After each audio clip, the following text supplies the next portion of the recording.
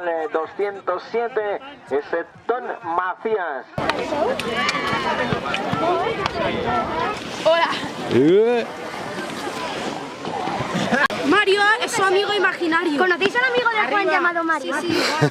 Y Vicente, el amigo transparente.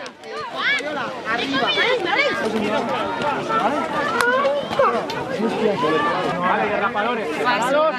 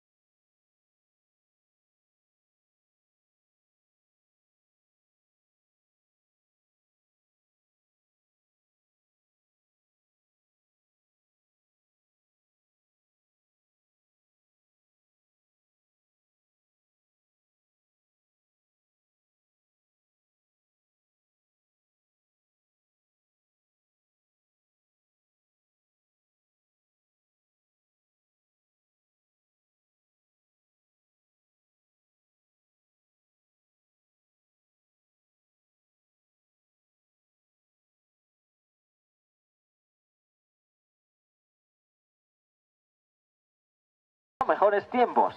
Atentos a estas últimas bajadas, es el dorsal 205. Ahora mismo cruza la línea meta con un tiempo de 1.15.03, 1.15.03.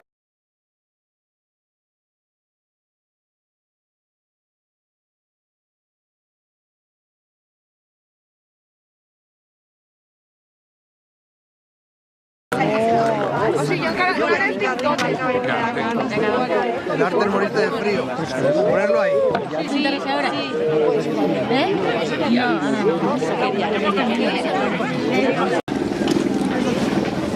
La PIDA. No.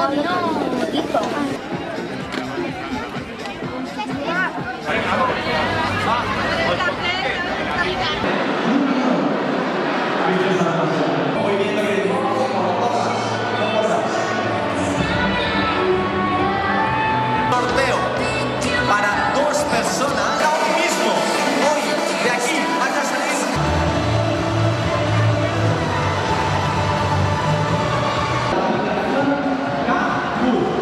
Como le preguntas, y al final del circuito.